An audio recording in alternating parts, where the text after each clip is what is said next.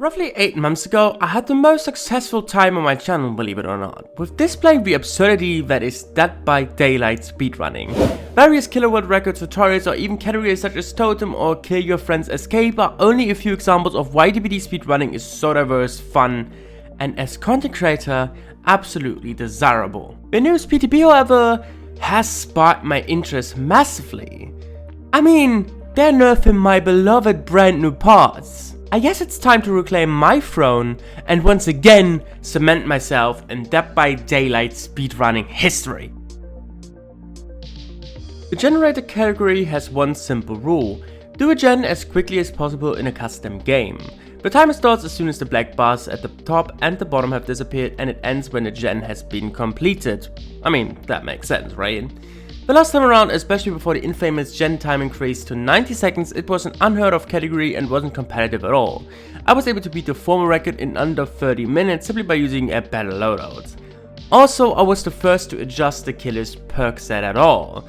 With all of that in mind, I was able to push the record to a 53.72, which in the end was enough to archive the category with me being the world record holder. The 6.1 update dropped, and with that, gens were now increased to 90 seconds along with numerous perk changes.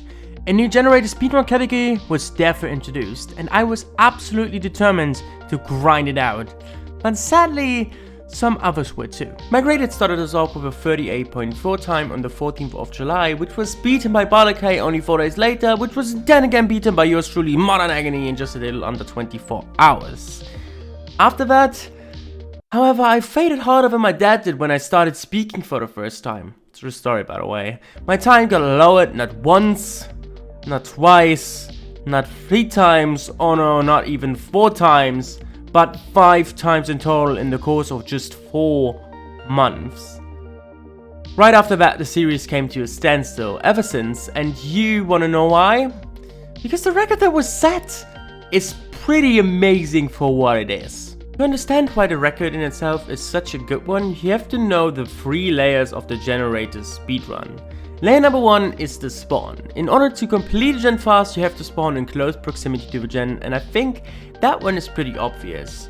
The spawn in the world record wasn't the most perfect one, but it was definitely very decent. Layer number 2 is obviously skill. In order to complete a gen fast, you have to hit great skill checks that are coming your way.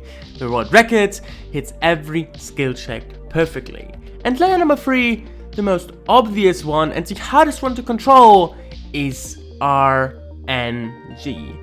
In order to complete a gen fast, you have to have the necessary RNG whilst repairing a gen. But actually, what in the bloody hell do I mean with that?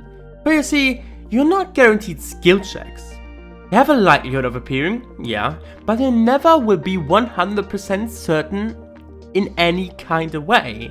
To even get 6 skill checks while repairing a gen, you have to be somewhat lucky, and then you also need to take the opportunity and hit them, making this record more than just an RNG machine as aforementioned in layer number 2. My task was it now to beat the current world record, to overcome all 3 layers, and to cement myself once the record is archived once again in Dead by Daylight speedrunning history. So actually, let me talk through that record and also my approach. First, let's focus on the Survivor loadout. There are 2 obvious choices here: Soul Survivor and Streetwise. Soul Survivor speeds up gens when you're the last survivor by 75%. Streetwise on the other hand just makes sure that you're getting the most out of your toolbox, as the depletion of them is now lowered by 50%.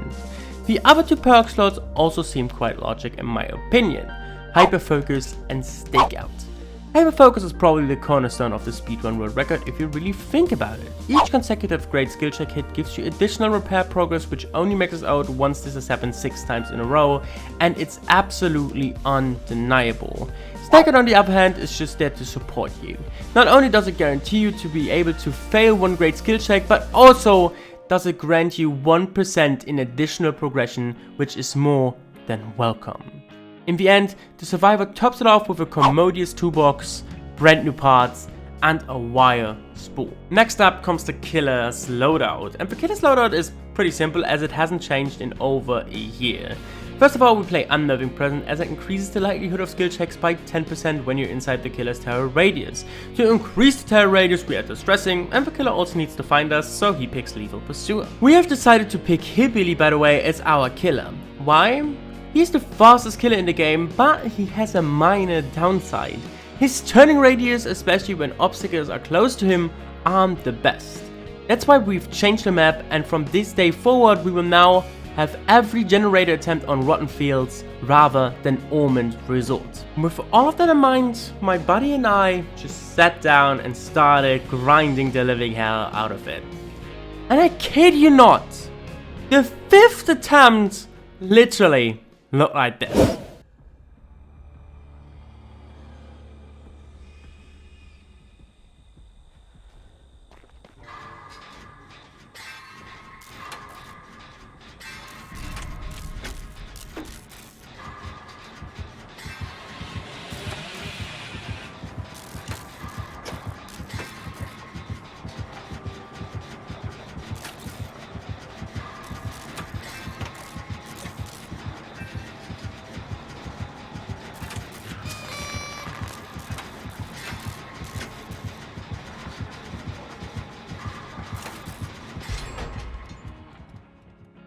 And there you have it, I have beaten the generator world record once again.